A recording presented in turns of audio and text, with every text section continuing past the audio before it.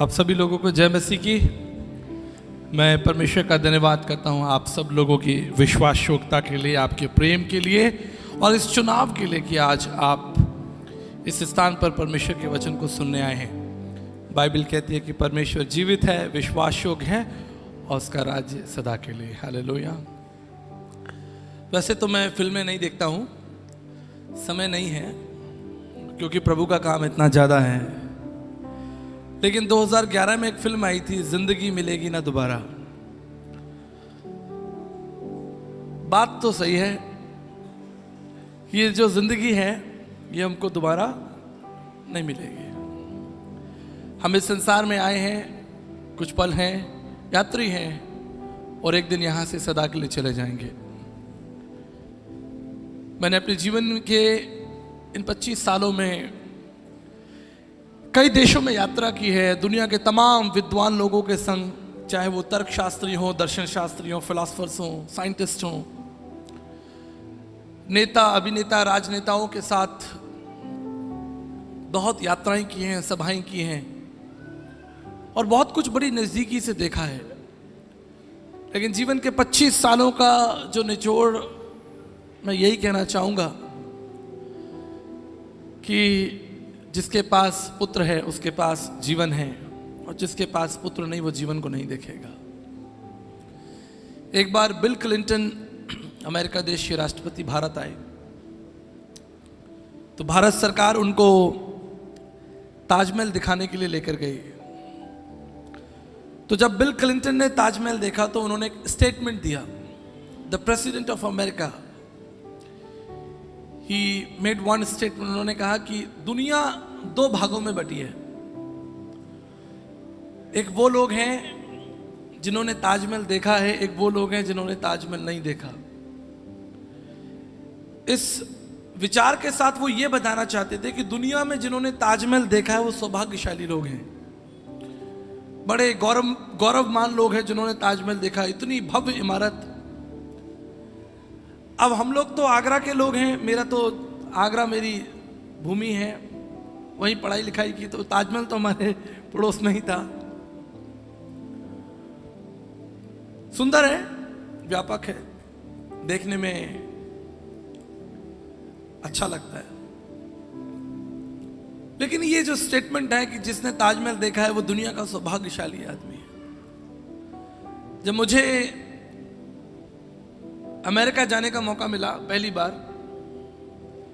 तो सैकड़ों अंग्रेज बैठे थे। मुझे वो बात याद आ गई बिल क्लिंटन की कि जिन्होंने ताजमहल देखा है वो दुनिया के सौभाग्यशाली, मतलब दुनिया को 2 भागों में बांट दिया और वो अखबार में छपा था। और मैं भी लगे हाथ अंग्रेजों से मैंने बोल दिया कि भाई जिनके पास प्रभु यीशु मसीह है उनके पास जीवन है, जिनके पास यीशु मसीह नहीं है वो सब नरक में जाएंगे। अखबार में छाप डाला। मैं आपको बताना चाहता हूं आपने अपनी जिंदगी में बहुत सारे निर्णय लिए होंगे, लेकिन एक निर्णय जो आप अपने जीवन में सबसे सुंदर निर्णय ले सकते हैं वो है प्रभु यीशु मसीह को जानना। जैसा मैंने कल कहा था कि अदृश्य अगोचर आंखों से ना दिखने वाला अदृश्य परमेश्वर जो हजारों सालों से मनुष्यों के लिए एक रहस्य था, वो संसार में मनुष्य बनकर आया, हमारे बीच में रहा, चला फिरा, बातचीत की, भोजन किया, थका, निराश हुआ, उसे ठट्टों में उड़ाया गया। लेकिन धन्यवाद करता हूं कि जितनों ने उसे पहचाना परमेश्वर ने उन्हें उनकी संतान होने का अधिकार दिया। मैं आपके उड़ीसा पिछले कई सालों से आता रहा हूं, लेकिन मेरे लिए सौभाग्य कि मैं आज भुवनेश्वर में हूं और ये मेरे लिए बड़े आनंद का विषय है कि मैं अपने अनुभव उस परमेश्वर के साथ जो मैंने इतने वर्षों में कमाए हैं उसके साथ यात्रा की है, जाना है, आपके साथ बांटूं। मेरे साथ एक वचन निकालें, व्यवस्था विवरण उसका 10 अध्याय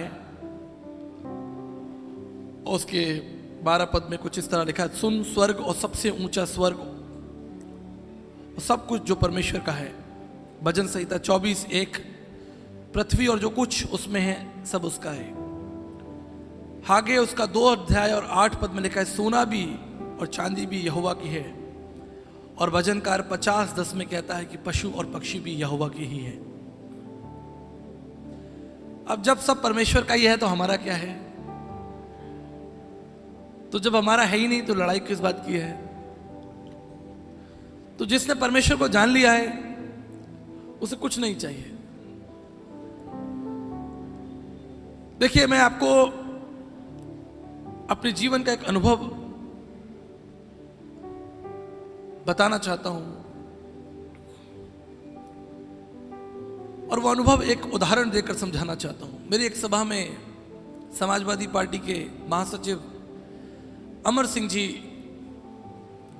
अतिथि थे, और जब मैं परमेश्वर का संदेश बांट रहा था, अमर सिंह जी बड़े ध्यान से परमेश्वर के वचन को सुन रहे थे। और वचन इस तरह से था कि सब कुछ तो परमेश्वर का ही है। जो आज का वचन था, ना हम इस जगत में कुछ लाए हैं ना ले जाएंगे, सब यहीं रह जाएगा। तो सभा के अंत में अमर सिंह जी मेरे पास में हाथ जोड़कर खड़े हो गए, बोले, आचार्य जी, काश ये संदेश मैं बहुत पहले सुनता। ये बात 2018 की है। काश ये संदेश जब मैं जवान था तब सुन लेता तो बात ही कुछ और होती। लेकिन जीवन के इतने वर्ष तो मैंने राजनीति में निकाल दिए, और अब मैं मृत्यु की तरफ चल पड़ा हूं। मेरी किडनियां खराब हैं, मेरा इलाज चल रहा है। अब लगता है कि जो कुछ पाया, जो कुछ कमाया, जो कुछ इकट्ठा किया, सब व्यर्थ है। एक राजनेता बोल रहे हैं जिसने इतने वर्षों तक राजनीति की। आज पहली बार लग रहा है, उन्होंने कहा मुझे, आज पहली बार लग रहा है कि संसार में कुछ भी नहीं है। और दुर्भाग्य था कि कुछ सालों के बाद उनकी मृत्यु हो गई। यही जीवन का अटल सत्य है कि यह जीवन आपको दोबारा नहीं मिलेगा। आप जो संसार में हैं, जो कुछ आपके आसपास हो रहा है, जो भी पहाड़, नदियां, झरने, जो भी धन, बल, यश आपने इकट्ठा किया, जिसे आप अपना मानते हैं, वो क्षणिक है। एक समय आएगा जब ये सब कुछ आपको बेईमानी लगेगा। ये सब चीजें आपको स्वादहीन लगेंगी। बस अंतर यह है, मैंने इसे जवानी के दिनों में जान लिया, और बहुत से लोगों को बहुत देर हो गई। स्टीव जॉब्स, आपने नाम सुना होगा स्टीव जॉब्स। अगर आप एप्पल का कंप्यूटर, एप्पल का मोबाइल यूज करते हैं, अ मैन विद टेक्नोलॉजी, उसने अपना पूरा जीवन जो है विज्ञान को दे दिया। He surrendered his life to business and technology all through his life. लेकिन जब उन्हें कैंसर हुआ, पेनक्रियास कैंसर हुआ, और वो जब अपने आईसीयू में पड़े थे, तब उन्होंने एक पत्र जारी किया, I have thousands of people to work for मी।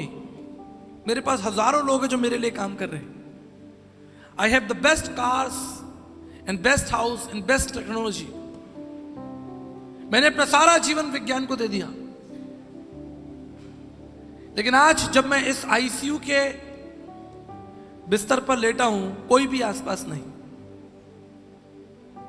बस ये हरी बत्ती मेरी दोस्त है जो ऊपर जल रही है और ना जाने कब बुझ जाए।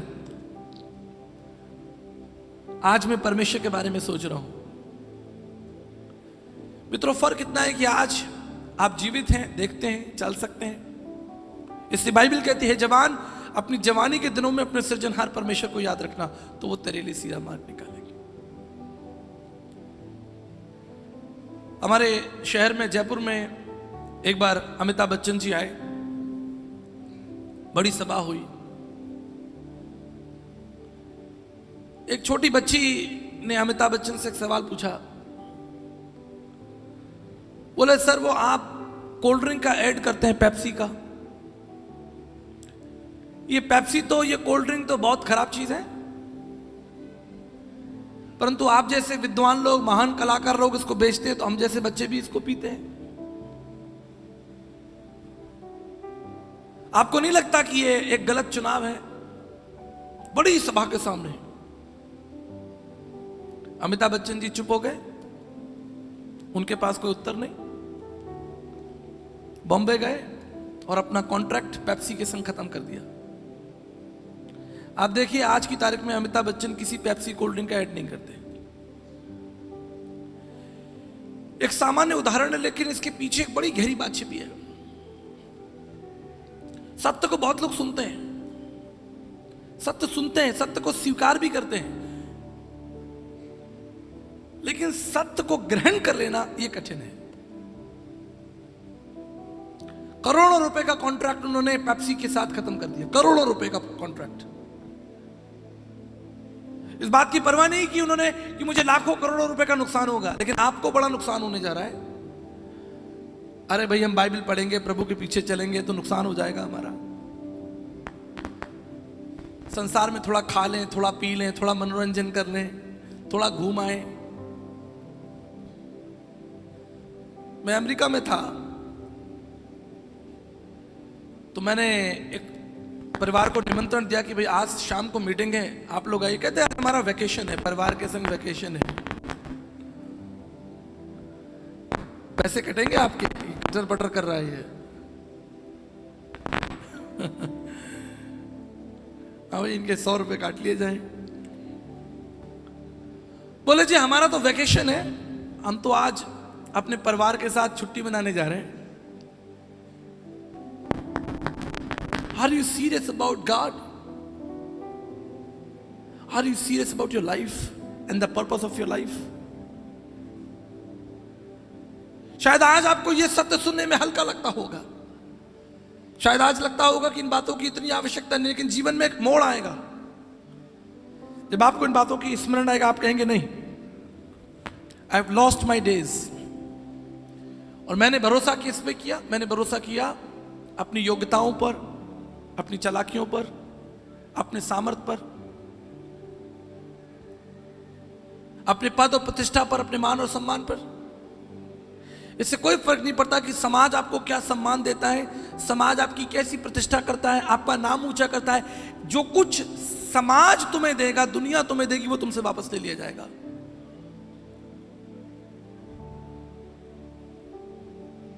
आपको याद होगा डॉक्टर एपीजे अब्दुल कलाम साहब हमारे देश के राष्ट्रपति थे। मेरा सौभाग्य रहा कि मैंने उनको सुसमाचार दिया। बड़े आदर के साथ उन्होंने सुसमाचार को सुना। उन्होंने कहा कि मेरे एक मित्र ने मुझे, जब मैं जवान था तो मुझे बाइबल दी थी। मैंने कहा सर बाइबल तो ईसाइयों के घर में भी होती है, लेकिन उससे कुछ फायदा नहीं जब तक उसे पढ़ा ना जाए। कुछ लोग बाइबल को तकिया के नीचे रख लेते, कहते हैं अच्छे सपने आएंगे, शैतान मैतान भूत प्रेत नहीं आएगा। सब भैया तकिया के नीचे रख लो। एक घर में गया, उन्होंने बाइबल उठाकर ऑल्टर बनाया हुआ ऊपर रखा हुआ। मैंने कहा आप इसे पढ़ते हैं या सजा रखी है? कहते नहीं पढ़ते हैं। मैंने कहा दिखाओ। बाइबल मैंने खोली, सारे पन्ने नए। अगर आप बाइबल पढ़ोगे तो आपकी बाइबल के, समझ रहे मैं क्या कहना चाहता हूं? मेरी बाइबल उठा के देखिए, एक एक पन्ना बाहर है, पूरी बाइबल नहीं रखी हुई। You show me your Bible and I can tell you how much love you have for the Lord. मैं आपकी बाइबल देखकर बता सकता हूं कि आप परमेश्वर से कितना प्रेम करते हैं। ज्यादा आपको प्रूफ करने की जरूरत नहीं है। I will just look at your Bible and I tell you how much love you have and respect you have for the love.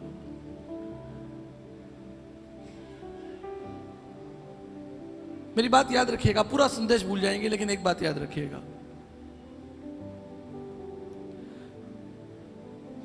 संसार में ये जीवन आपको दोबारा नहीं मिलेगा। जीवन भाप के समान है, जो अभी दिख रहा है कल नहीं होगा। एक बुलबुल के समान है, एक फूल के समान है जिसकी आयु बहुत थोड़ी है। इस मनुष्य के लिए क्या सबसे उत्तम है कि बड़ी नम्रता और दीनता के साथ परमेश्वर के साथ बैठे, उससे सुने, उससे बातचीत करे, अपने जीवन का मूल्यांकन करे, जीवन के बारे में गंभीर हो जाइए।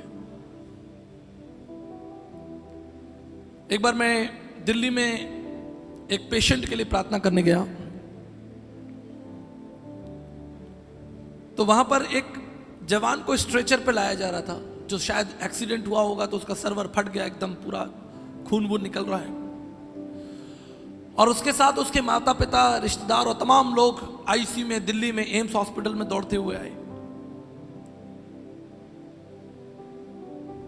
और शायद लड़के के पिताजी थे, उन्होंने अपने सर पर से पगड़ी उतारी और डॉक्टर्स के कदमों में रख दी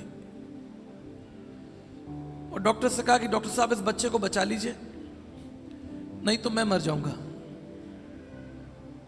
मैं भी उस दृश्य को बड़ी नजदीकी से देख रहा था, क्योंकि आईसीयू की भारी घटना घट रही थी और मैं उस दृश्य को बड़े ध्यान से सुन रहा था। एक पिता ने अपनी पगड़ी उतारी और डॉक्टर्स के कदमों पर रख दी और कहा कि यदि ये लड़का मर गया तो मैं भी मर जाऊंगा। अब हमारे राजस्थान में, पंजाब में पगड़ी का बहुत महत्व है। पगड़ी जो है वो एक पुरुष के लिए सम्मान है, उसकी प्रतिष्ठा है, उसका गौरव है। और वो पगड़ी जो है वो पैरों में पड़ी हुई है। डॉक्टर्स ने उस पगड़ी को उठाया और उसके सर पर वापस रखा, कहा कि आप चिंता मत कीजिए, हम पूरी कोशिश करेंगे। और पिता जो रो रहे थे, उसकी तो मैं कल्पना आपको समझा भी नहीं सकता कि जो पिता के आंसू थे वो मैंने बड़ी नजदीकी से देखे। यही शुभ संदेश है कि आपको बचाने के लिए उसने अपना सब कुछ न्योछावर कर दिया। When God created this world, it cost nothing. जब संसार को बनाया गया तो कोई पैसा, कोई दाम खर्च नहीं हुआ। It cost nothing, it was just free. लेकिन जब संसार को बचाना पड़ा तो बचाने के लिए परमेश्वर ने अपना सब कुछ खो दिया। He lost his glory, his honor. He became dust. वो हमारे लिए मिट्टी के समान हो गया, नम्र हो गया, दीन हो गया। अगर वो सृष्टिकर्ता परमेश्वर आपके जीवन के लिए इतना गंभीर है तो आपको कितना गंभीर होना चाहिए। God is so serious about your life and the purpose of your life. परमेश्वर आपके जीवन के लिए और आपके जीवन के उद्देश्य के लिए बहुत गंभीर है। लेकिन आज आपकी बारी हो रही है, आप उस परमेश्वर के लिए कितना गंभीर है, इस पर हम चिंतन करेंगे, इस पर हम मनन करेंगे। संसार और उसकी अभिलाषाएं दोनों मिटती जाती हैं, परंतु जो परमेश्वर की इच्छा पर चलेगा वो सदा बना रहेगा। दुनिया में बहुत कुछ हो रहा है। मैं विज्ञान का भी छात्र रहा हूं, chemistry, physics, observational science, experimental science, astrophysics, cosmology, information technology, computer science, C++, जावा स्क्रिप्ट, ओरेकल, HTML, DHTML, ये सब मेरे सब्जेक्ट हुआ करते थे। लेकिन आज दुनिया की सारी किताबों को छोड़कर मेरी किताबें आती थी जिनकी कीमत थी 1,500, 2,000, 3,000 साहब। आज भी मेरे घर पर जो किताबें पड़ी उनकी कीमत 5,000 है, कॉस्मोलॉजी, स्पेस साइंस की। और इतनी दुनिया की तमाम सामर्थ्य किताबों को छोड़कर मैं आपको ये 150 रुपए की बाइबल पढ़ा रहा हूं, क्योंकि इसमें जीवन है, इसमें जीवन का अर्थ है, इसमें मनुष्य के जीवन का अर्थ लिखा हुआ है। पढ़ लीजिए, कितना भी विज्ञान पढ़ लीजिए, बन जाइए दुनिया के सबसे सामर्थ्य वैज्ञानिक। लेकिन जब मृत्यु सामने होगी आपको पता चलेगा। बन जाइए दुनिया के सबसे धनवान व्यक्ति, सबसे बड़े नेता बन जाइए, सबसे बड़े अभिनेता बन जाइए, लेकिन जब न्याय होगा आप पश्चाताप करेंगे। आप सोचेंगे कि मैंने अपने जीवन को व्यर्थ गवा दिया।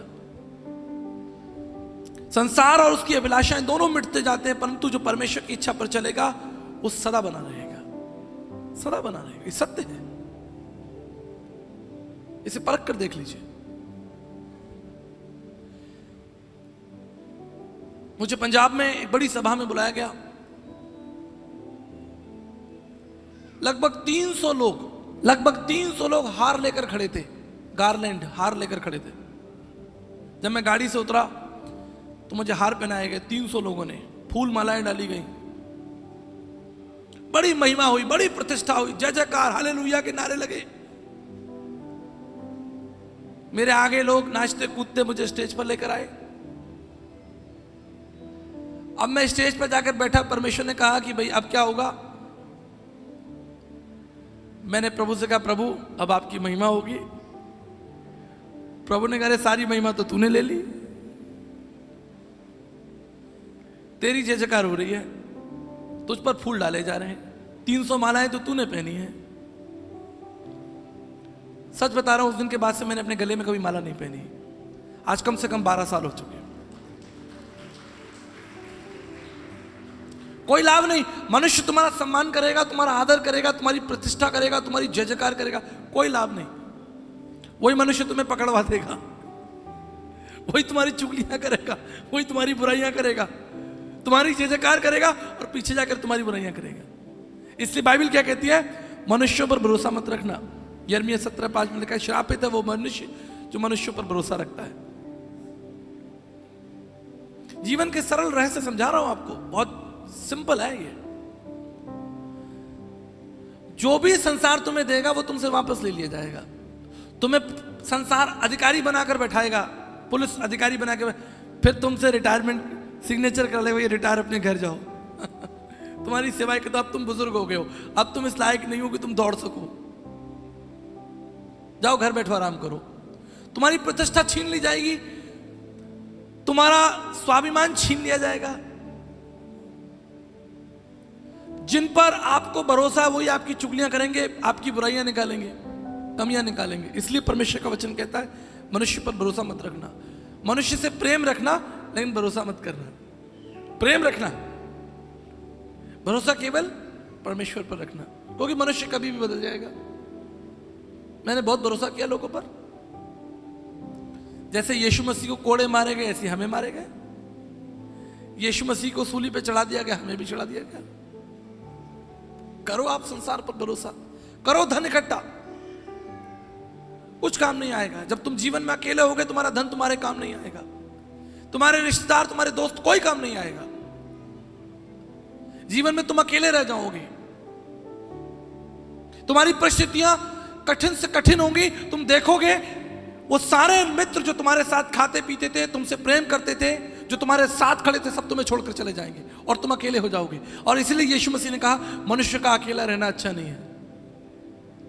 संसार तुम्हें अकेला कर देगा, निराश कर देगा, छील देगा तुम्हें, बर्बाद कर देगा, लूट लेगा तुम्हें।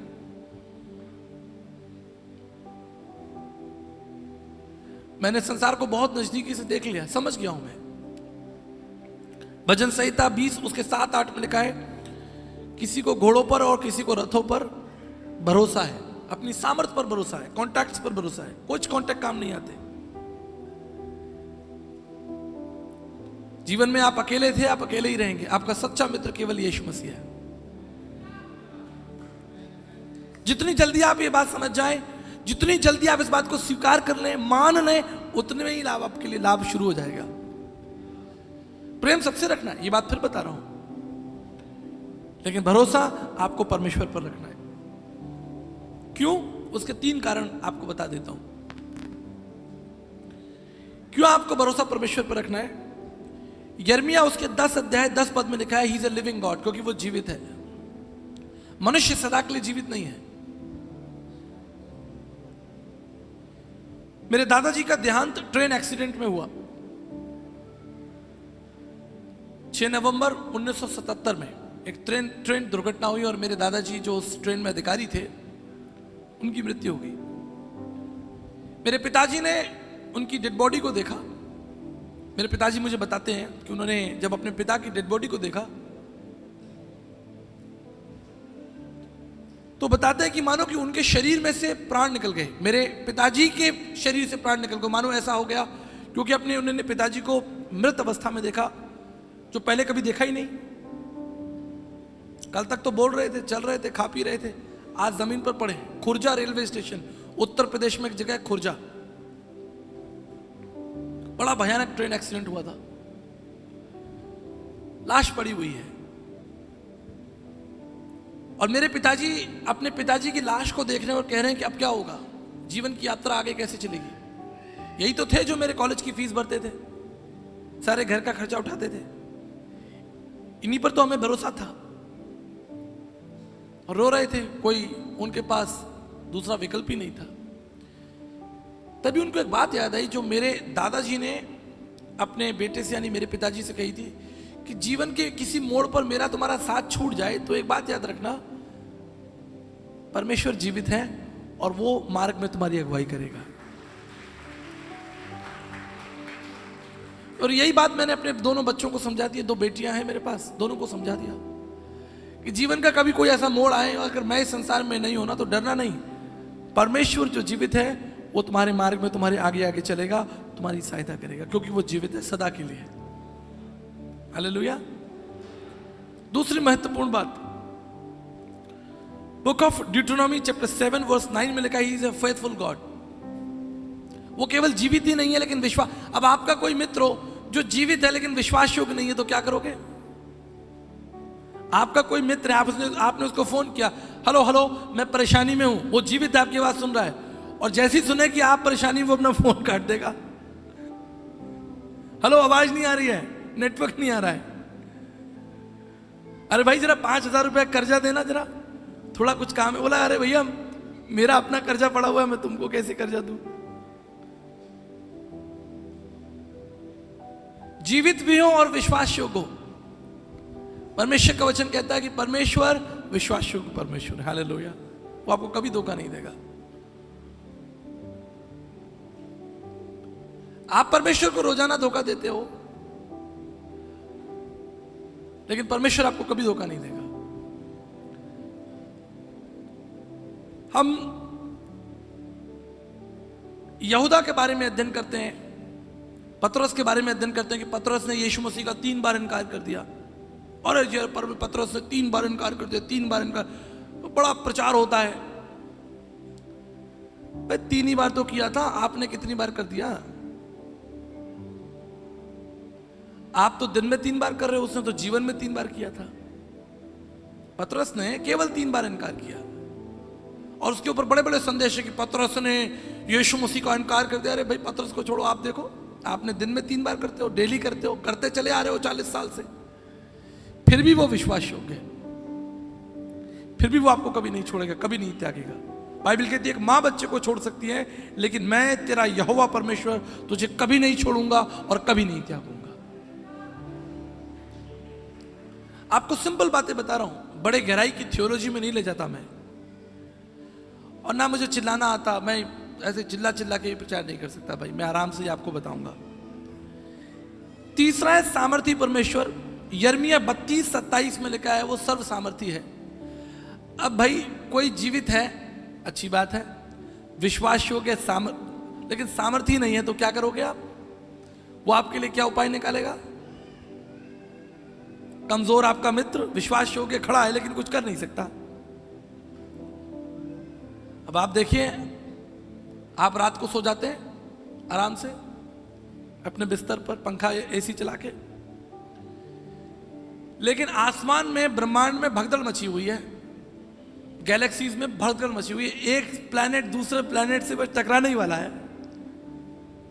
अगर आपने खगोल ब्रह्मांड पढ़ा हो, कॉस्मोलॉजी थोड़ा पढ़ेंगे तो जैसे आपके चौराहे पर ट्रैफिक लगा रहता है ना, गाड़ियां खड़ी रहती हैं, ऐसे ही आसमान के अंदर ब्रह्मांड में तमाम नक्षत्र एक दूसरे से टकराने के लिए घूम रहे हैं। आप कल्पना करो कि आप रात में सो रहे हो और कोई नक्षत्र जो है वो आपसे टकरा जाए आकर, तो आपकी सारी नेतागिरी, आपकी योजनाएं सब रखी रह जाएंगी। लेकिन परमेश्वर कितना बुद्धिमान, कितना सामर्थ्य है कि उसने पृथ्वी की रक्षा के लिए जुपिटर को, बृहस्पति ग्रह को लगा दिया काम पे। अब कोई भी भटका हुआ प्लेनेट पृथ्वी से नहीं टकरा सकता। क्यों? क्योंकि जुपिटर का जो गुरुत्वाकर्षण है, जो उसका मैग्नेटिक फोर्स है, वो कोई भी ग्रह नक्षत्र पृथ्वी की तरफ बढ़ता है उसे टक्कर मारने के लिए, वो उसको बाहर निकाल देता। ये कैसे संभव है? ये शक्तिमान परमेश्वर के द्वारा संभव है, जिसने कहा यिर्मयाह से क्या मेरे लिए कोई काम कठिन है। उसने सारी दुनिया बना दी बोल के। हमें और आपको तो चाय बनानी पड़ती है, तो मेहनत करनी पड़ती है, उसने पूरा ब्रह्मांड बोल के बना दिया। क्या उसके लिए कोई, इसलिए तो यिर्मयाह से पूछ रहा कोई काम कठिन है? उसने बोला पहाड़, नदी, नक्षत्र, तारे सब बन गए, ग्रह सब बन गए। आपकी सारी जरूरतें, जो आपकी जरूरत है वो सब बन गई। उसके मात्र शब्द में इतनी सामर्थ्य है कि उसके शब्दों से सृष्टि हो जाती है। इसलिए आपको परमेश्वर पर भरोसा करना है, मनुष्य पर नहीं करना। आपको परमेश्वर के पीछे चलना है। परमेश्वर ने अब्राहम से कहा था, उत्पत्ति उसके 17 अध्याय उसके पहले पद में लिखा है, मैं सर्वशक्तिमान परमेश्वर हूं, मेरी उपस्थिति में चल और सिद्ध होता जा। तो क्यों बुलाया परमेश्वर ने आपको? परमेश्वर ने आपको इसलिए बुलाया था कि आप सिद्ध हो जाएं। और सिद्ध कैसे होंगे? सिद्ध होंगे उसके वचन के द्वारा, उसकी डांट के द्वारा। बहुत सारे लोग परमेश्वर की डांट से बचते हैं। एक बार मैं दिल्ली में प्रचार करने गया, 3 दिन की सभा थी। तो पहले दिन तो मैंने पाप के ऊपर प्रचार कर दिया, तो 2, 4, 5 लोग मेरे पास में आ गए। उसका कारण भी बता देता हूं। कारण यह था कि मैंने कहा भाई, जितने लोग तंबाकू खाते हैं, सिगरेट पीते हैं, शराब पीते हैं, वो खड़े हो जाए। अब कोई खड़ा नहीं हुआ। मैंने कहा लेकिन परमेश्वर मुझे बता रहा है। तो पादरी साहब मेरे पास में आ गए, कहते पास्टर साहब यहां तो झगड़ा हो जाएगा, अब ऐसा प्रचार मत करो, हमें बिशप साहब के ऑर्डर फॉलो कर रहे हैं। मैंने कहा भैया, बिशप साहब के लिए थोड़ी प्रचार कर रहा हूं, मैं तो करूंगा। सही कह रहा हूं बिशप साहब? हवा, पानी, प्रकाश तो हम परमेश्वर का ले रहे हैं, बिशप साहब का थोड़ी ले रहे हैं। दूसरे दिन दिक्कत हो गई।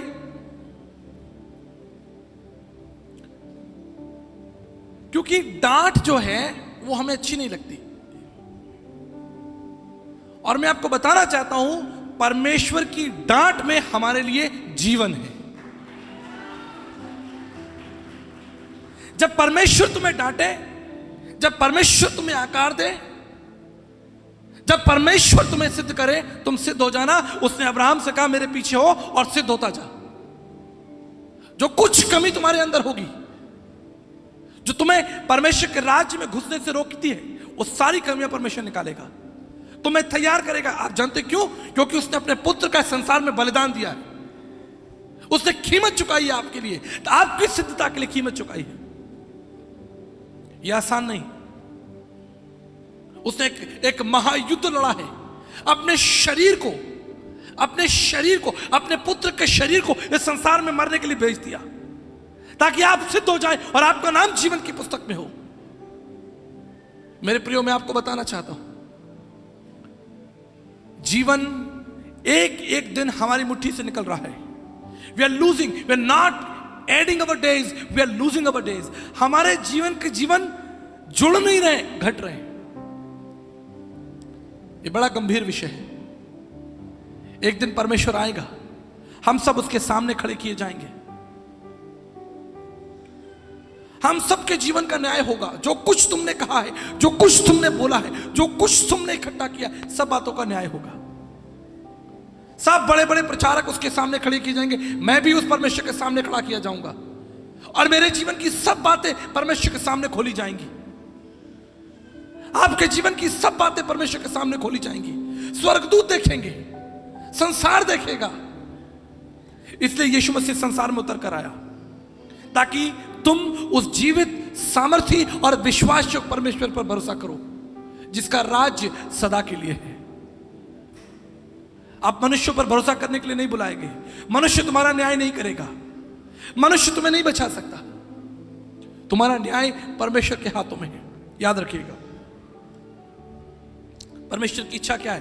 परमेश्वर का वचन कहता है, निर्गमन उसके 29 अध्याय 46 पद में लिखा है, I might dwell among them, मैं अपने लोगों के बीच में बसूंगा। निर्गमन उसके 33 अध्याय 14 पद में लिखा है, my presence shall go with you, मेरी उपस्थिति, मेरी संगति तुम्हारे साथ होगी। क्यों? ताकि आप उस पर विश्वास करें। वो आपको कभी नहीं छोड़ेगा, वो आपको कभी नहीं त्यागेगा।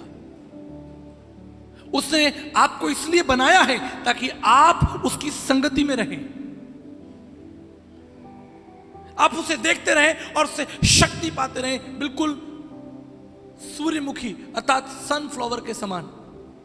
आपने देखा है सूर्यमुखी का फूल? कितने लोगों ने देखा? हाथ उठाइए, हाथ उठाइए। कितने लोगों ने सूरजमुखी का फूल देखा? सनफ्लावर, उसकी एक विशेषता है। उसको सनफ्लावर क्यों कहते हैं? क्योंकि वो सदैव सन की ओर देखता रहता है। जब रात हो जाती है बेचारा नीचे हो जाता है, लेकिन जैसे ही सवेरा होता है सूर्यमुखी का फूल फिर से खड़ा हो जाता है। अब यहां पर एक परिवर्तन है कि सूर्य का प्रकाश आता है तो फूल जीवित है, प्रकाश नहीं होता तो वो फूल जो है मुरझा जाता है। लेकिन हमारे परमेश्वर के संग ऐसा नहीं है।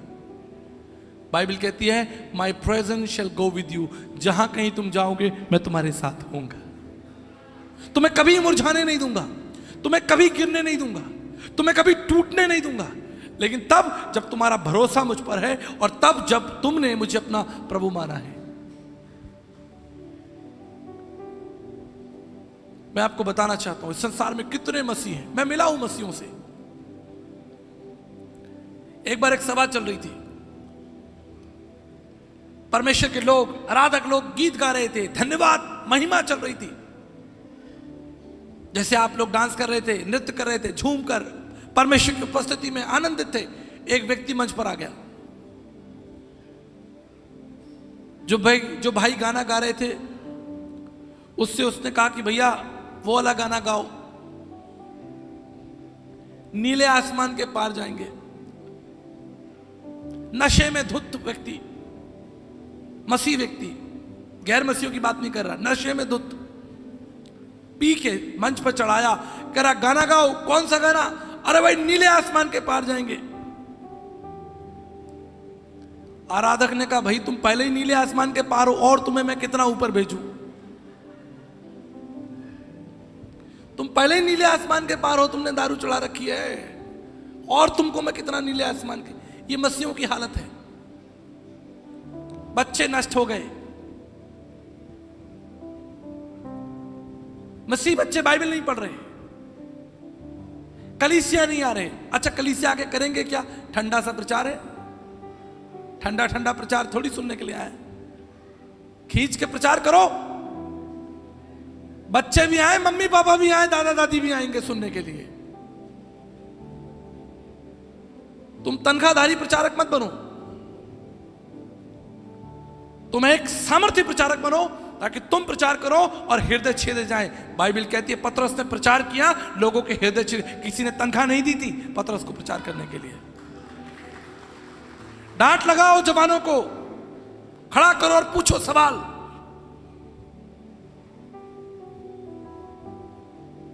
बहुत बुरी हालत है मसीह लोगों की, ठंडा जीवन जी रहे हैं।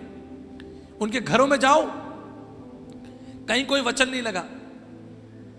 बहुत से ऐसे मसीह घर हैं, उनके घरों में आप घुसोगे भाई साहब, उन्होंने डेकोरेशन की चीजें लगा रखी हैं, फूल पत्तियां लगा रखी हैं, ताजमहल लगा रखा है, लाल किला रखा, जहां जाते घूमने वहां का वो उठा लाते, क्या बोलते उसको,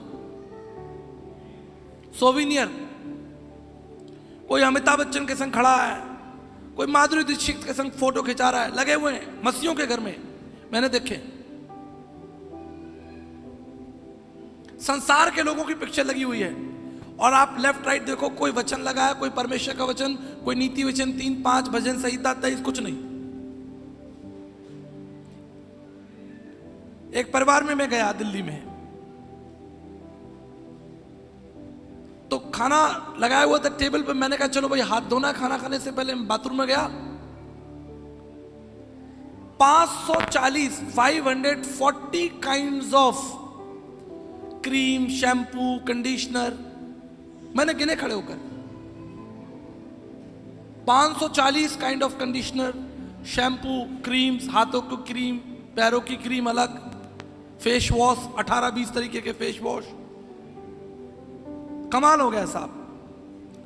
मैं ड्राइंग हॉल में आया, मैंने कहा भाई यहां देखूं कुछ प्रभु का वचन, एक वचन नहीं, एक वचन नहीं।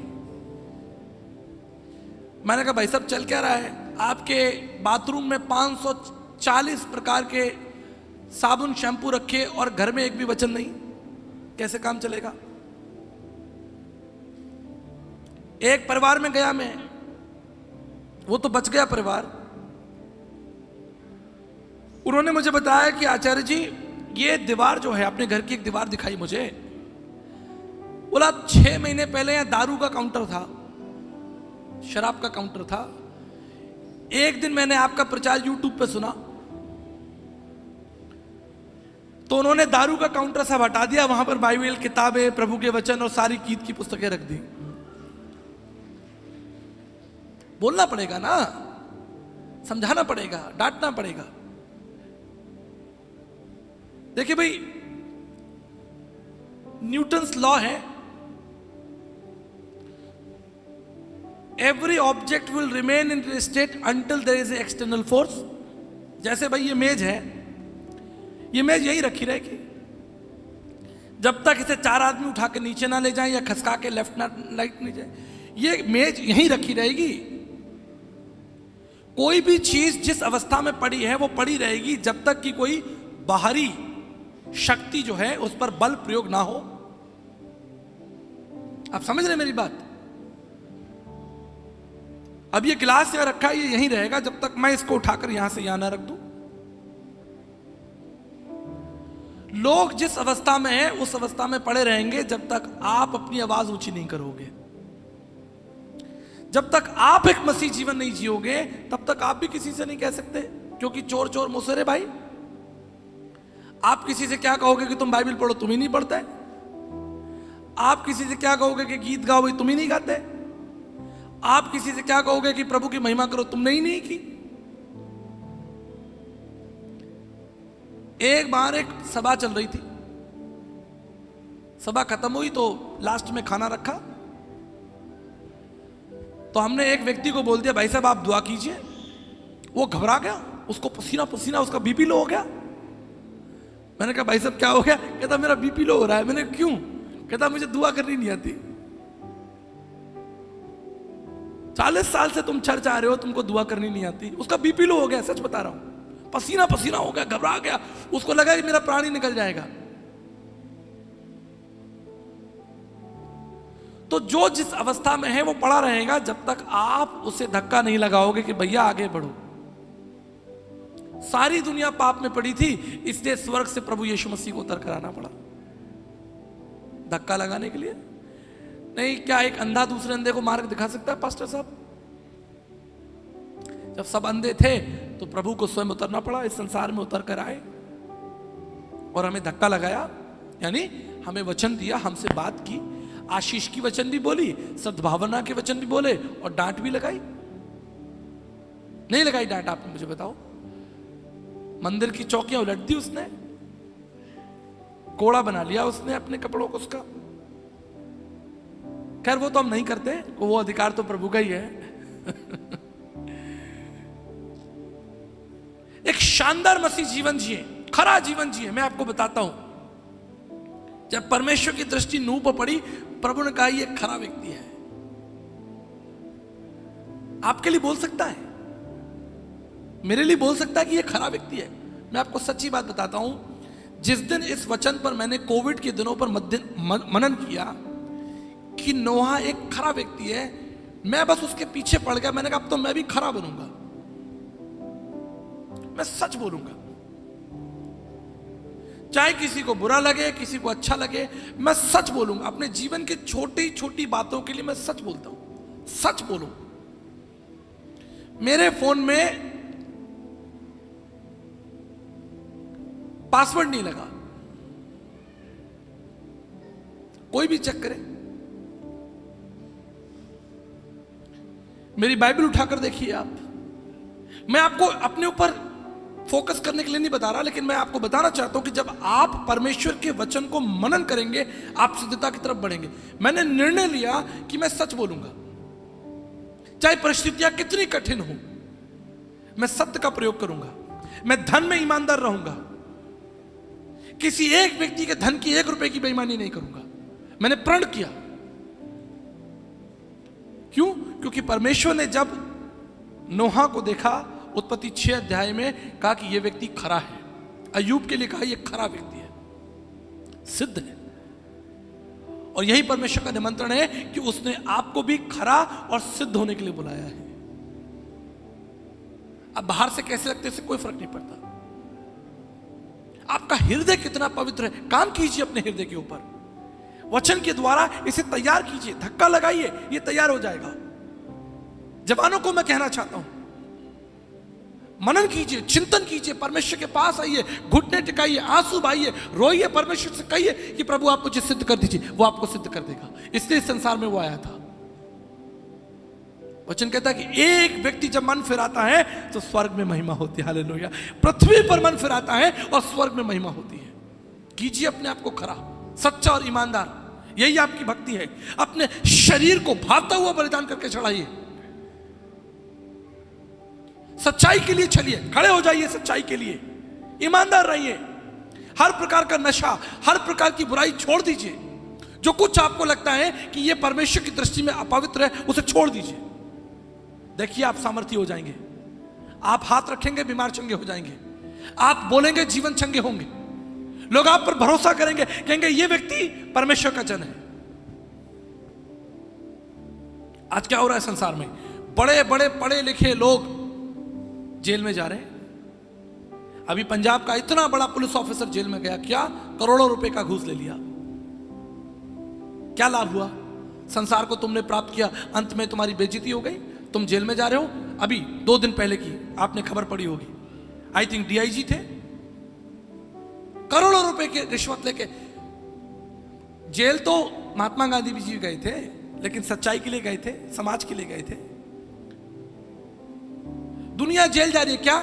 बेईमानी करके। बड़े बड़े अधिकारी, आपको सच बताता हूं, आप जाइए जेल में, देखेंगे तिहाड़ जेल के अंदर, वहां पर आपको बड़े बड़े अधिकारी, मंत्री और बड़े बड़े उद्योगपति मिलेंगे। क्या हो रहा है जीवन का? सारा संसार पाप में पड़ा है। आप संसार को तो नहीं बचा सकते, लेकिन जो लोग आपकी आवाज सुन रहे हैं उन्हें तो बचा सकते हैं।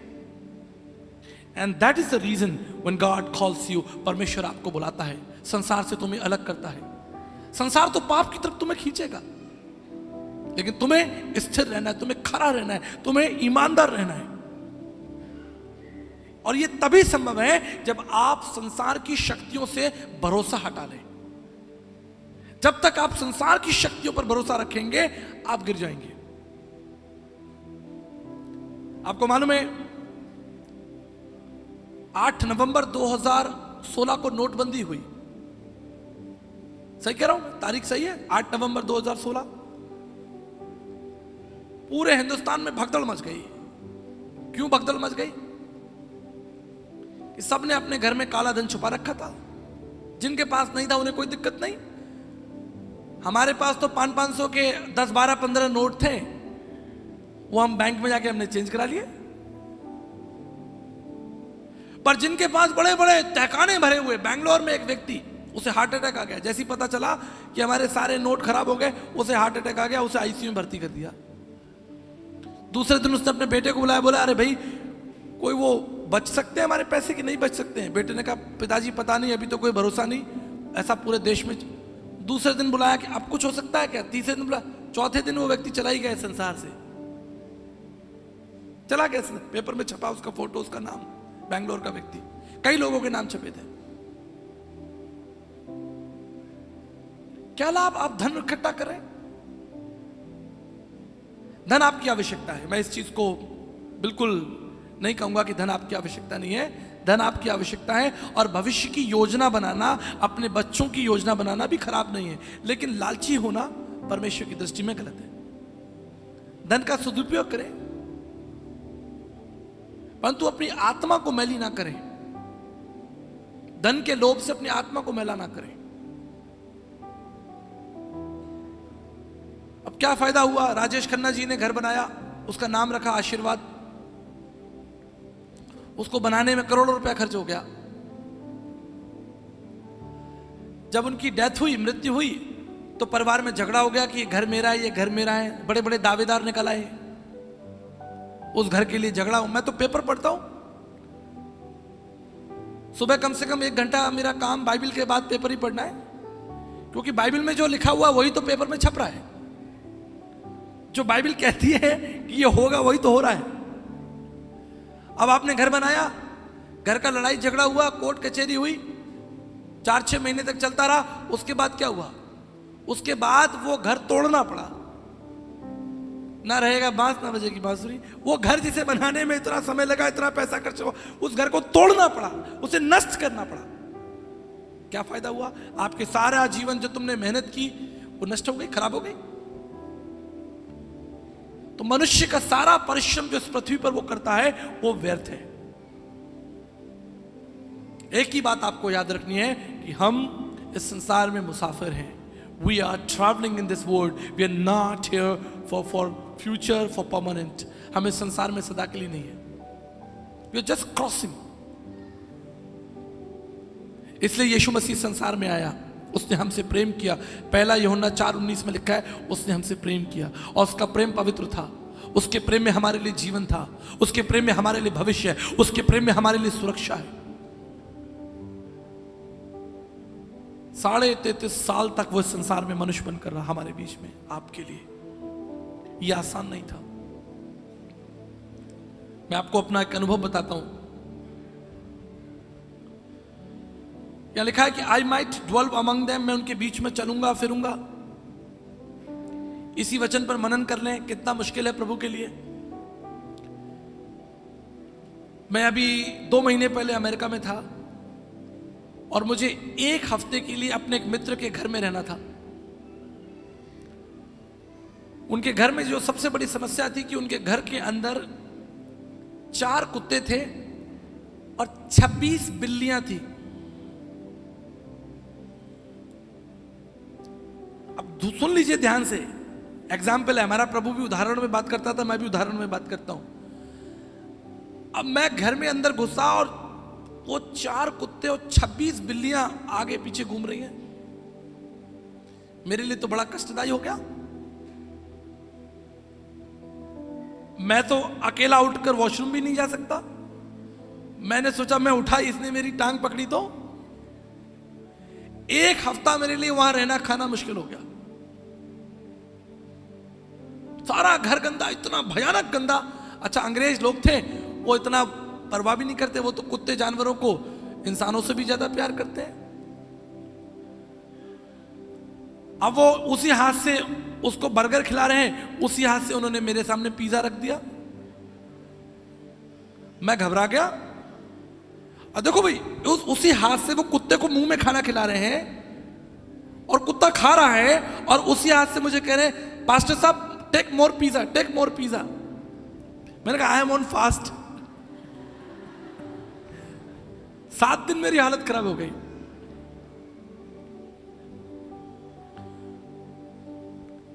मैं वहां से ऐसे भागा और प्रण कर लिया कि मैं इस घर में कभी दोबारा लौट के नहीं आऊंगा। ये उदाहरण मैं आपको इसलिए दे रहा हूं कि हमारा उस जगह पर रहना कितना कठिन था, तो प्रभु का कितना कठिन होगा। कोई गाली दे रहा है, कोई झगड़ा कर रहा है, कोई मारपीट कर रहा है। अब हम तो आगरा वाले लोग हैं, हमारे तो हम आगरा में रहे हैं, तो ऐसी ऐसी गालियां और सुनने को डेली मिलती हैं। और यहां लिखा है कि मैं उनके बीच में रहूंगा, उनके बीच में चलूंगा बसूंगा। सोच कर देखिए कितना मुश्किल होगा उस परमेश्वर के लिए इस जगत में मनुष्य बनकर हमारे बीच में रहना। पर आप जानते हैं, उसने हमसे प्रेम किया, हमारे लिए वो संसार में रहा, दुख उठाया। वो सारी गंदगी, सारी बुराइयां जो हमारे जीवन से पैदा होती हैं, वो सब कुछ उससे प्रभावित हुआ। उसने देखा संसार का माहौल, उस व्यवस्था को, जिस संसार को उसने बड़े प्रेम से बनाया। क्या मिला उसे? कुछ नहीं मिला। मैं आपको एक और उदाहरण देता हूं, आपको याद रहेगा। हम 15 दिन बाद अपने घर लौटे और हमारे घर में एक वेजिटेबल बास्केट थी, बड़ी सी वेजिटेबल बास्केट थी। जब हम 15 दिन बाद आए तो उसमें बहुत सारे कॉकरोचेस हो गए। अब बड़ा 2-4 कॉकरोच हो तो हम मारे, उसमें हम हिट विट लगा रहे हैं लेकिन कुछ नहीं हो रहा, उसके अंदर कम से कम सैकड़ों हजारों कॉकरोचों ने अपना घर बना लिया। अब जो हमारी बहनें महिलाएं वो समझती हैं पूरे घर के अंदर कॉकरोच, तो हमने देखा कि भाई ये कॉकरोच जो है, ये सारे कॉकरोचों ने अपना घर इस बास्केट के अंदर बना लिया है। अब कोई उपाय नहीं है। मैं उसको 2 आदमी उठाकर ले गए और हमने उसे फेंका बाहर, ले जाकर जलती हुई झाड़ी में आग में डाला, क्योंकि कोई और साधन ही नहीं था, कुछ हो ही नहीं सकता था। आज परमेश्वर चाहे तो परमेश्वर मुझे और आपको उठाकर झाड़ी में आग में फेंक सकता है, क्योंकि सारी दुनिया पाप में पड़ी है। कोई लाभ नहीं, आपके जीवन से कोई लाभ नहीं, कोई सुगंध नहीं, आपके जीवन से कोई महिमा और आदर का कार्य प्रकट नहीं हो रहा। लेकिन फिर भी उसने हमें जीवन का एक और मौका दिया है। हालेलुया। एक और मौका उसने हमें आपको दे दिया है। आप जानते हैं क्यों? Because we are not cockroaches, we are the sons and daughter of most high. ये उसके पास हक है कि वो हमें मार सकता है, लेकिन फिर भी उसने हमें बचाया है। मेरी यही प्रार्थना है प्रियो, संसार के पीछे मत भागिए, धन संपत्ति के पीछे मत भागिए, पद और प्रतिष्ठाओं के पीछे मत भागिए, नाम और शौहरत के पीछे कभी मत भागिए। आप भागे तो केवल इस बात के लिए कि परमेश्वर आपसे प्रेम करता है। यीशु मसीह के पीछे भागिए, आपको जीवन मिलेगा। 1994 में ओलंपिक था। सारे धावक मैदान में खड़े हैं उस दौड़ को जीतने के लिए। डेरिक रेडमोंड नाम का एक धावक, जिसने बहुत तैयारी की है कि वो दौड़कर इनाम पाएगा। 63,000 लोग, 63,000 लोग स्टेडियम के अंदर बैठे हैं। दौड़ शुरू हुई, सारे धावक दौड़ रहे हैं, तभी अचानक डेरिक रेडमोंड जमीन पर गिर गया, जिसने बहुत मेहनत की थी, कई दिनों से प्रयास किया कि वो उस दौड़ को जीतेगा, लेकिन जमीन पर गिर गया। उसके बाएं पैर में चोट लग गई। उसके साथी, उसके मित्र उससे आगे निकल गए। डेरिक ने दोबारा उठकर दौड़ने का प्रयास किया, लेकिन तब तक बहुत देर हो चुकी थी, उसकी पैर की हड्डी टूट चुकी थी। 63,000 लोगों में से एक व्यक्ति मैदान में उतर आया। वो दौड़कर डेरिक रेडमोंड के पास में आया। उसने डेरिक के आंसुओं को पूछा। डेरिक ने देखा और कहा, पिताजी आप? 63,000 लोग भीड़ में बैठे थे और दौड़ का, उस मनोरंजन का आनंद ले रहे थे, लेकिन एक व्यक्ति उतर कर आ गया। वो था डेरिक का पिता। डेरिक ने अपने पिता से कहा, पिताजी मुझे माफ कीजिए, मैं ये दौड़ हार चुका हूं। I have lost this race. लेकिन मेरी एक प्रार्थना है, क्या आप मेरी सहायता करेंगे कि मैं इस दौड़ को पूरा कर लूं?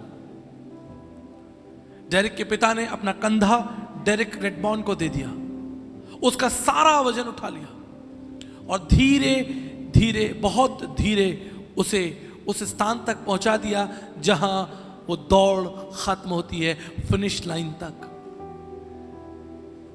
मेरी बात याद रखिएगा, हम सब दौड़ हार चुके हैं। We all have lost the race. लेकिन मसीह के उस कंधे के द्वारा हम उस लाइन तक पहुंच चुके हैं जहां वो दौड़ पूरी होती है। हमें से कोई भी ईमानदार नहीं, कोई भी सच्चा नहीं, कोई भी परिपक्व नहीं, लेकिन उसने अपना कंधा दिया, उसने अपना हाथ बढ़ाया और कहा, इस जगत के लोगों मुझ पर विश्वास रखो, मुझे तुम्हारा ध्यान है। इससे कोई फर्क नहीं पड़ता आप किस जाति, किस समाज, किस भाषा, किस कुल के हैं। बाइबल कहती है जितनों ने उस पर भरोसा रखा, परमेश्वर ने उन्हें उनकी संतान होने का अधिकार दे दिया।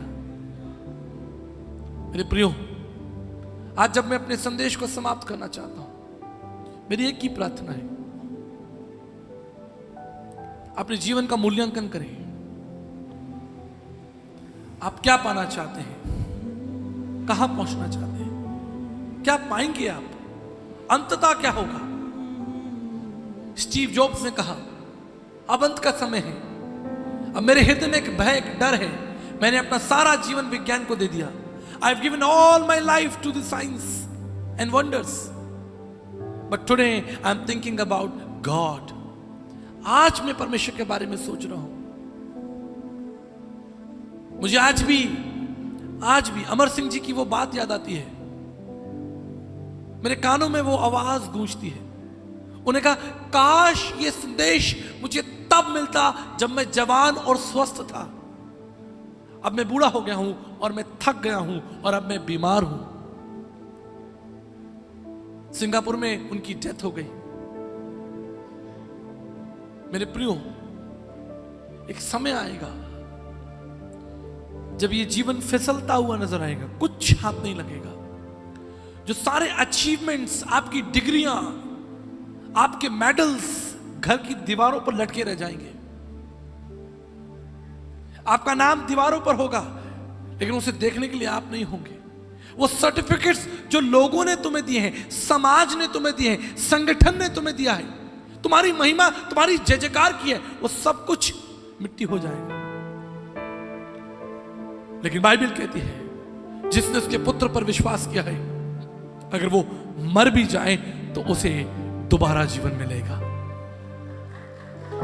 Jesus will come back. मैं बताना चाहता हूं, एक बार मेरी एक सभा में ओशो के एक शिष्य आए।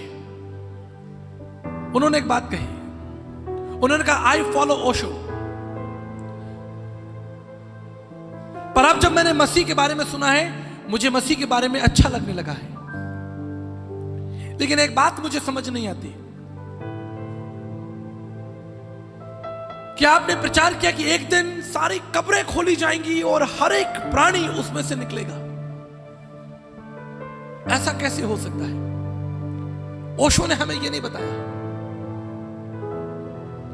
पहली बार हमने पुनरुत्थान के बारे में सुना है, लेकिन सवाल यह, ऐसा कैसे होगा? एक व्यक्ति जो मर गया है, जिसे मरे हुए 500, 700, 1000 साल हो गए, क्या वो उस कब्र में से निकलेगा? ये कैसे होगा? ओशो ने हमें इसके बारे में कभी नहीं बताया। मैंने कहा, बैठिए, पवित्र शास्त्र बाइबल को पढ़िए। बाइबल कहती है,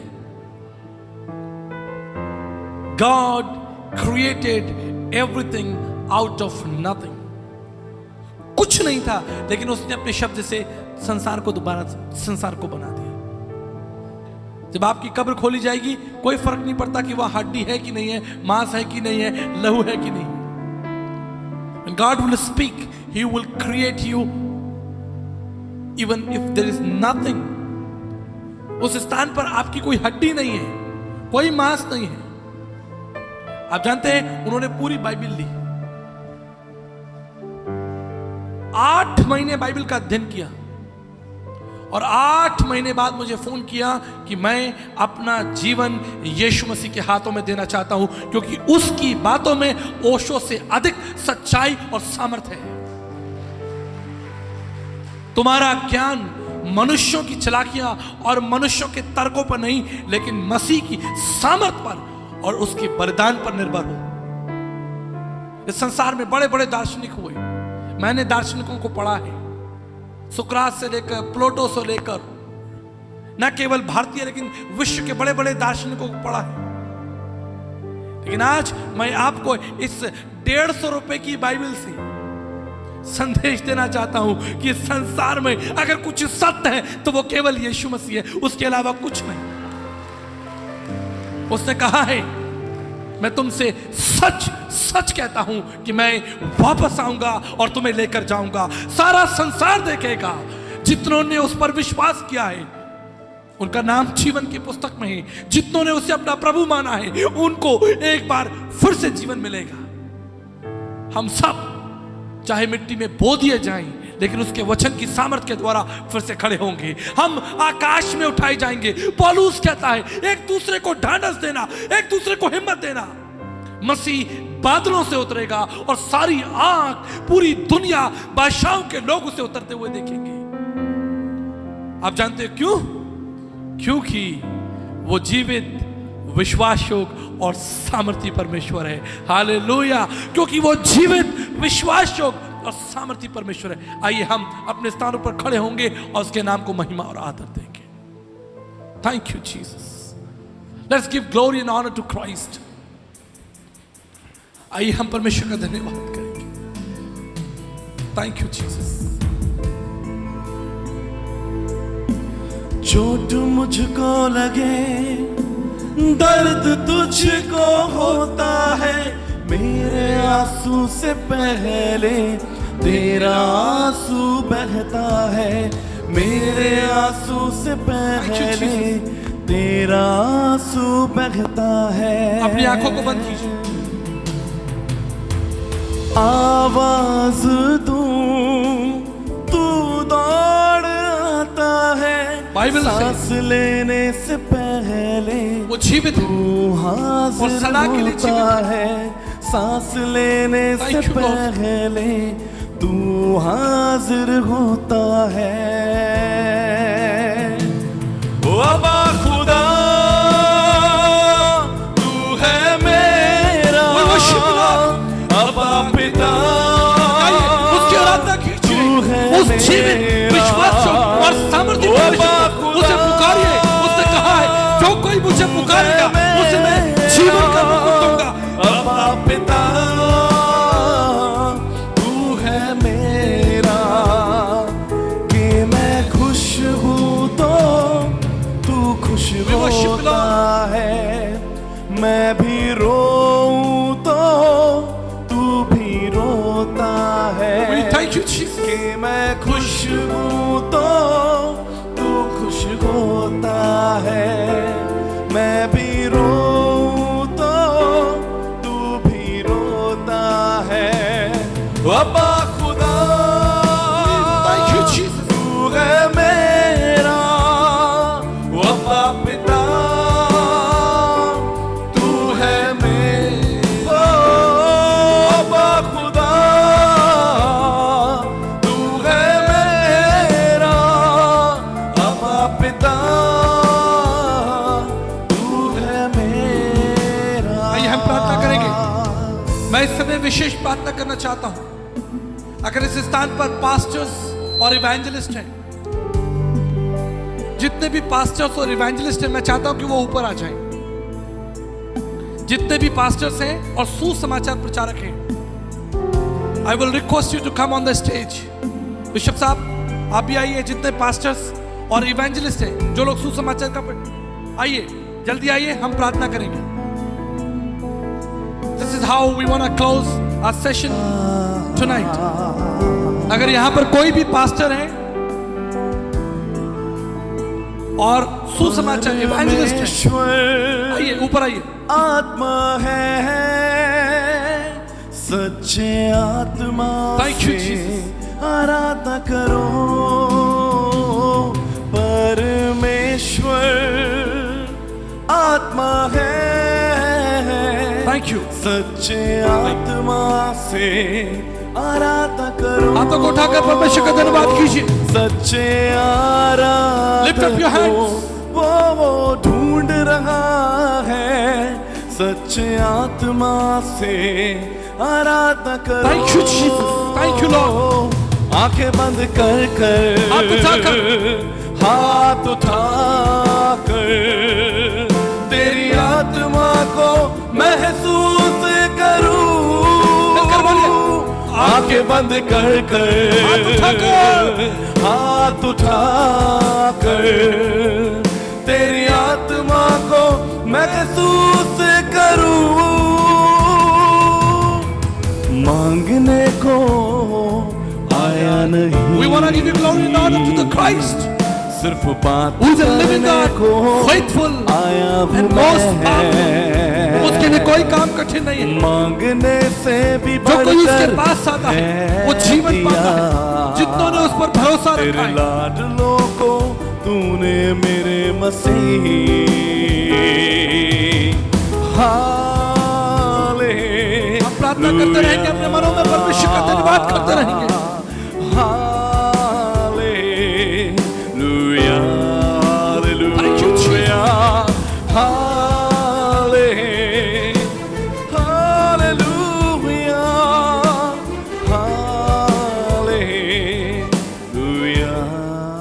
आपको बताना चाहता हूं, इस समय मंच पर क्रूस के सेवक खड़े हुए, हालेलुया, जो क्रूस के प्रचारक हैं, जो क्रूस की सेवा करते, जीवित परमेश्वर के दास और दासियां इस समय मंच पर। अगर अभी भी कोई पास्टर और इवेंजलिस्ट अगर भीड़ में है, मैं रिक्वेस्ट करूंगा आप मंच पर आ सकते हैं। मैं आपको बताना चाहता हूं, हम सब लोगों ने क्रॉस देखा है, ठीक है? हाथ उठाइए, कितने लोगों ने क्रॉस देखा है? हम सब लोगों ने क्रॉस देखा है।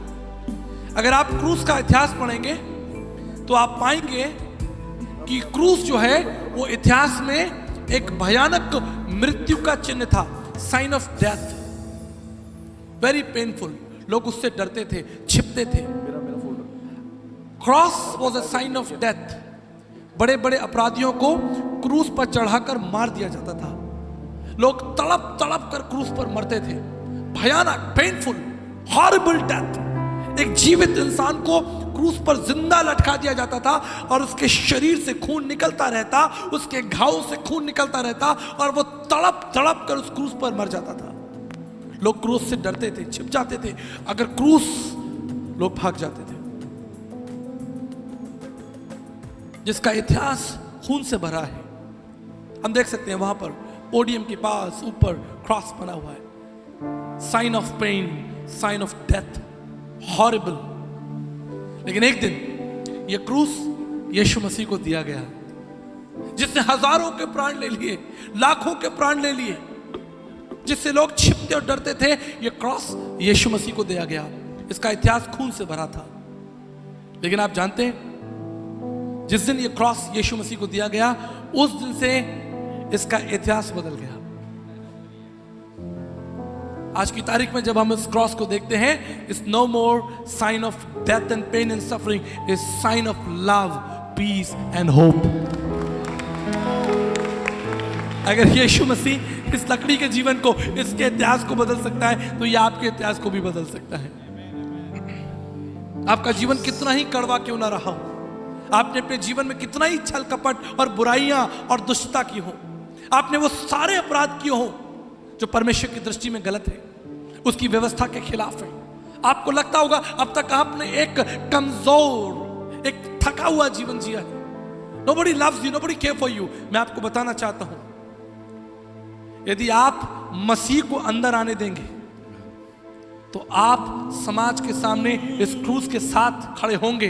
दुनिया आपको देखेगी और आपको लोग स्वीकार करेंगे। अगर इस लकड़ी को जीवन मिल सकता है तो आपको क्यों नहीं मिलेगा? इसके हजारों सालों का कड़वा इतिहास बदला जा सकता है तो आपका क्यों नहीं बदलेगा? मैं धन्यवाद करता हूं ये क्रूस के सेवक, हालेलुया। मैं आप सबका हाथ उठाकर, स्वर्ग की तरफ हाथ उठाकर मैं धन्यवाद करना चाहता हूं आपकी सेवाओं के लिए, आपके परिवारों के लिए, आपके बच्चों के लिए। मैं आपको बताना चाहता हूं, मैं दुनिया के बड़े बड़े राष्ट्रपतियों, प्रधानमंत्रियों के साथ खड़ा हुआ हूं, बड़े बड़े अधिकारियों के साथ खड़ा हुआ हूं, दुनिया के सबसे सामर्थी बुद्धिमान लोगों के साथ खड़ा हुआ हूं, उनके साथ मंच साझा किया है। दुनिया के Canada, Germany, France, Spain, Scotland, Netherlands, Japan, Korea, America, France, all over the world. लेकिन मैं आपको बताना चाहता हूं, I respect all those people but I honour God's people. लोगों को लगता होगा ओ बहुत बड़ा साइंटिस्ट है, बहुत बड़ा वैज्ञानिक है, लेकिन आपको बताना चाहता हूं, मेरे